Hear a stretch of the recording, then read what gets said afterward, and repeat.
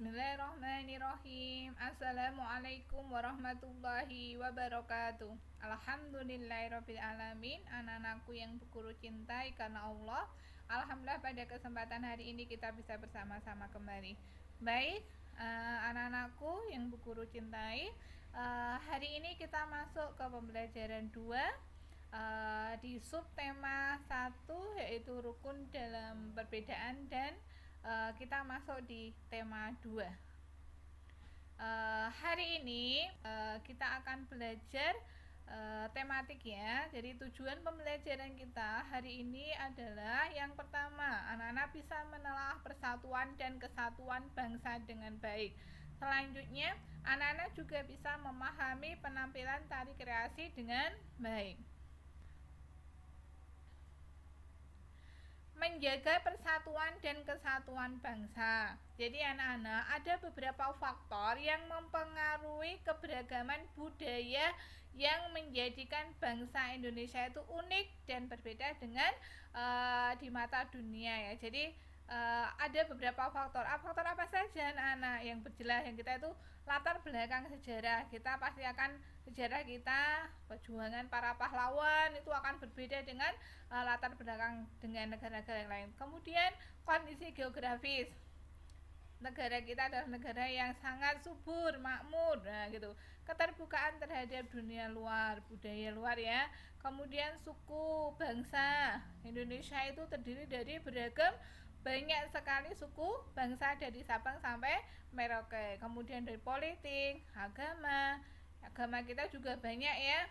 Kemudian ekonomi, integritas nasional. Itulah yang menjadikan faktor yang menjadikan negara kita itu adalah negara yang unik dibanding dengan negara-negara yang lain.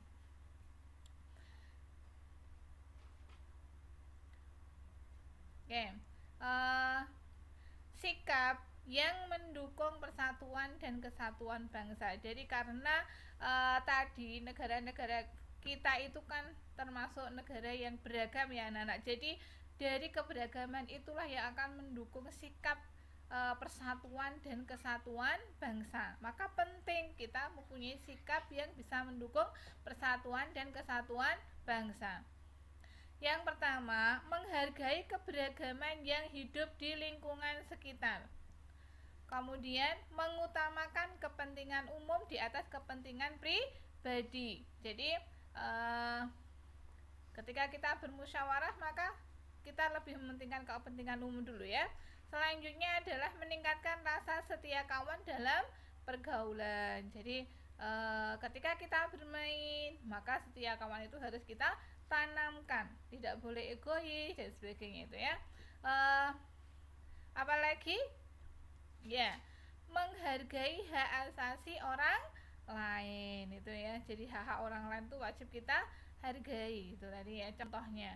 Apa arti penting menjaga persatuan dan kesatuan bangsa dalam kehidupan berbangsa dan bernegara? Jadi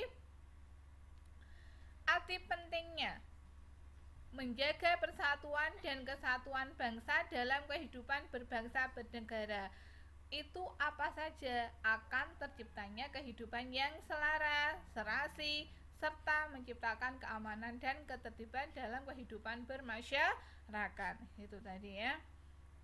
Nah, sekarang kita contoh prinsip-prinsip persatuan dan kesatuan bangsa. Apa prinsip-prinsip yang harus kita pegang? Yang pertama itu adalah prinsip wawasan Nusantara. Jadi punya wawasan yang luas dengan negara kita ya. Selanjutnya ada prinsip persatuan pembangunan untuk mewujudkan cita-cita nasional bangsa Indonesia.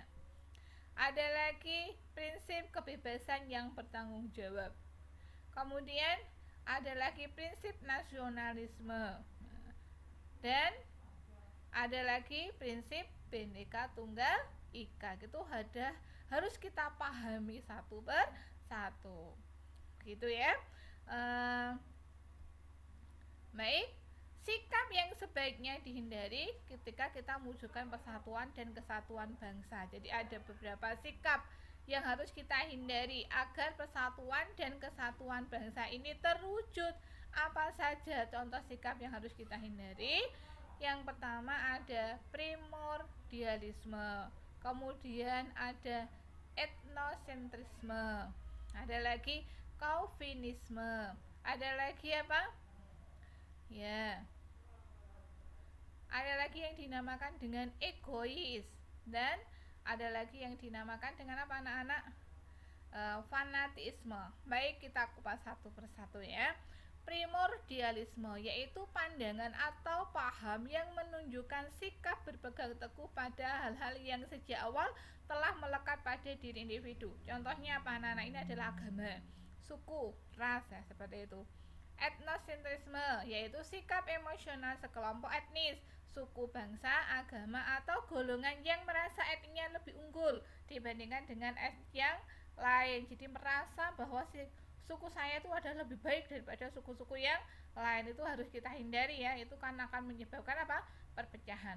Kemudian fanatisme, fanatik, nah, itu keyakinan yang terlalu kuat terhadap suatu ajaran, baik ajaran politik, agama maupun ajaran yang lainnya, sehingga apa yang kita yakini merasa itu yang paling benar. Nah, ini adalah sikap-sikap fanatisme, itu juga tidak baik ya. Ada Calvinisme yaitu paham kebangsaan yang sempit didasarkan pada pertimbangan realisme, justru bertentangan dengan paham kebangsaan sejati, itu ya Calvinisme. Dan ada lagi yang dinamakan egois. Egois itu apa? Yaitu sikap mementingkan diri sendiri, jadi tidak mempedulikan orang lain ya, seperti itu. Itu namanya sifat yang harus kita hindari dalam mewujudkan persatuan dan kesatuan bangsa. Baik, sekarang tadi kita sudah belajar tentang sikap persatuan dalam rangka mewujudkan persatuan dan kesatuan bangsa ya. Lah, mari kita akan belajar yaitu tentang tari kreasi daerah. Anak-anak tahu toh? Jadi tari kreasi itu, yang namanya tari kreasi daerah adalah merupakan tari baru yang mengacu pada tari tradisional. Jadi di sini dia tari baru tapi masih mengacu, jadi masih ada acuannya. Acuannya apa? Yaitu tari tradisional. Jadi tari kreasi ini memiliki aturan yang lebih bebas tapi tetap mengikuti aturan pada tari tradisional. Contohnya, karena kita itu kan beragam ya, dari Sabang sampai Merauke itu kan pasti banyak sekali, jadi kita bisa menceritakan nanti ya. Tari Merak itu dari Jawa Barat, itu contoh tari kreasi ya daerah. Kemudian ada tari Pemburu Kijang dari Jawa Tengah. Kemudian ada tari Banjar Kemuning dari Jawa Barat, tari Manuk Rowo dari Barila. Dari tari-tari kreasi tadi anak-anak bisa menceritakan bagaimana prosesnya, kemudian alurnya seperti apa. Nah, seperti itu nanti bisa dibaca kembali di bukunya. Mungkin itu ya sedikit yang bisa Bu Guru sampaikan pada saat ini. Mohon maaf jika banyak salah dan hilang. Walakum minkum. Assalamualaikum warahmatullahi wabarakatuh.